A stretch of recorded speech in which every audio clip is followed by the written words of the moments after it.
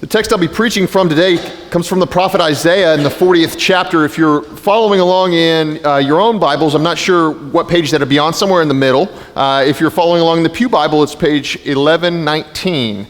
And again, that'll be Isaiah 40. We'll read verses 3 through 5. But before we do, I just want to mention that we're starting in a new series of sermons, a very short series because Advent's a short season, where I call the series Foretold. We're going to look at all the Old Testament prophecies that foretell the coming of Christ and see if we can discern where the gospel is in these prophecies that we have from the Old Testament prophets.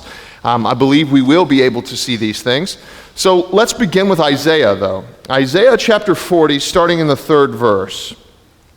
A voice of one calling. I just want to stop there. There's enough to preach on right there. That the gospel, when it comes forth, it always comes forth in voice. It comes forth in words. There's a very popular saying, I think it's kind of a silly saying, that's going around or among church circles now. People will say, always preach the gospel, and if necessary, use words. You may have heard that before. And I get it. I mean, I understand that it's speaking to us to say that we ought to live out the gospel, and to that extent, I'd say that saying's correct. We ought to live out the gospel so that our words have meaning and significance. However, it's sort of silly as well, because it's sort of like saying, always feed the hungry. If necessary, use food. Of course it's necessary. Of course it's necessary to use food. Just like when we share the gospel, of course it's necessary that we use words, that we open our mouths and tell the gospel. What does it say? In the beginning was nice deeds, nice actions? No, in the beginning was the Word. And the Word was God, and the Word became God. The Word became flesh. Now, to be sure, Jesus did feed people. We should follow that example. Jesus did heal people. We should follow that example. But if Jesus never spoke, then what would he be? No more than a prophet that came before him. Maybe even less than that, just a nice guy who had these divine healing powers. We know the gospel because Jesus spoke up and told us who he is. The gospel is inherently a spoken thing. And here we see Isaiah, the voice of one crying out with this gospel. What does he say? In the desert, prepare the way for the Lord. Make straight in the wilderness a highway for our God. Anytime we are looking at prophecy, it's important to understand that prophecy functions on several different levels. And on all of these levels, I think we can see Isaiah's theme of these desert places. So in Isaiah's time is one sort of level that this prophecy functions on. And in Isaiah's time, he was preaching and prophesying shortly before Israel was overtaken by Babylon.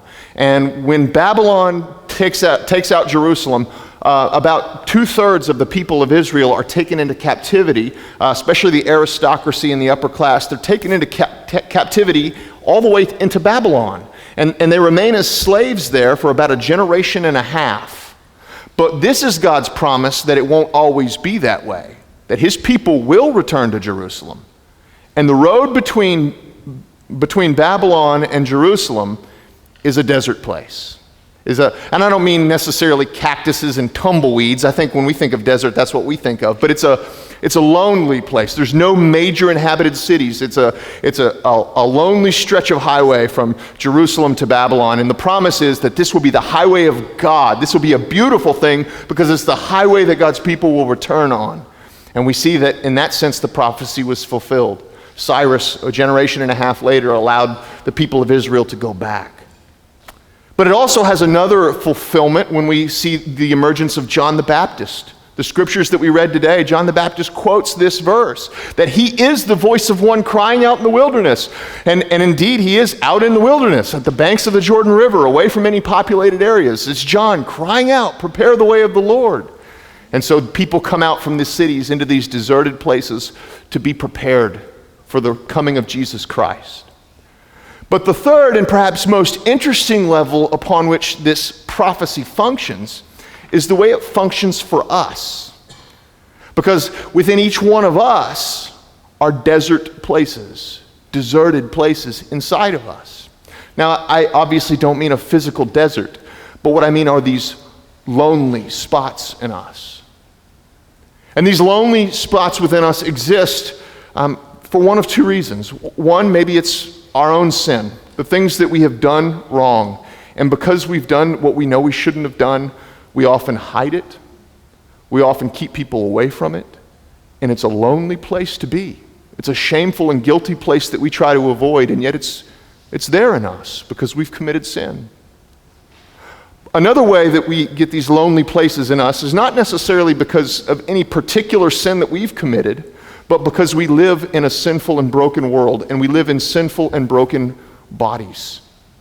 And so our minds and our bodies and our desires don't function the way they ought to function. And this is true not just of some people, this is true of every one of us. And here's how I know. Because we all die. God didn't make these bodies to die. Death was introduced when sin came into the world. These bodies were made to live. And yet we still die. We recognize that every one of us have a broken body in at least that way. But we're also broken in a multitude of other ways. Now, everyone is broken in a little bit different way. Sometimes our minds don't work the way they should.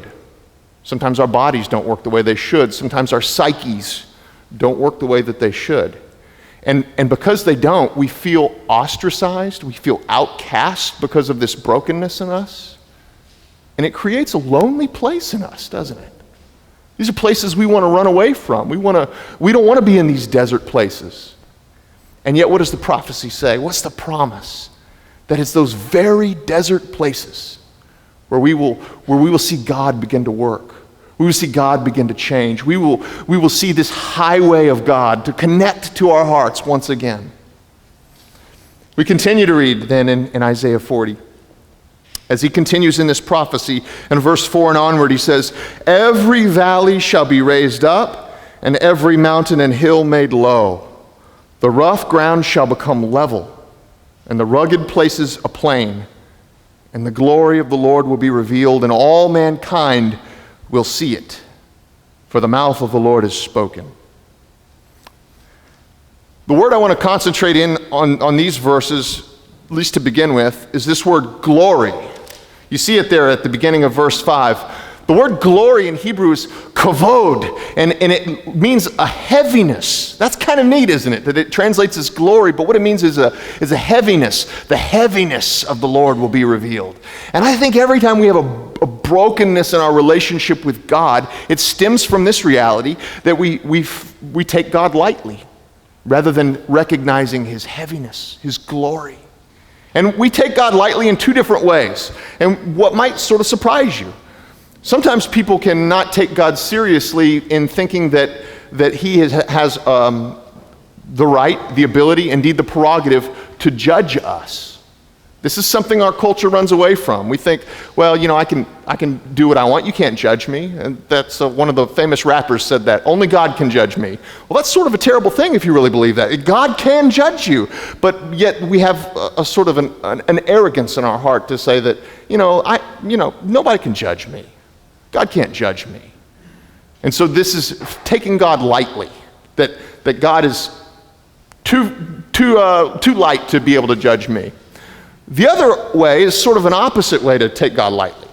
When you become so convicted of your sin and so distraught, so depressed over it, you get to a point where you say, I've done too much. I just feel so bad that surely God can't forgive me. And yet even that's a way to take God lightly. Because God's promise is that he loves us and that he intends to forgive us. And so to say that God can't do that is to take him lightly, is it not? That God has the ability both to judge and to forgive. And he intends to do both. And we err when we err on either side to say that either God can't judge or God can't forgive.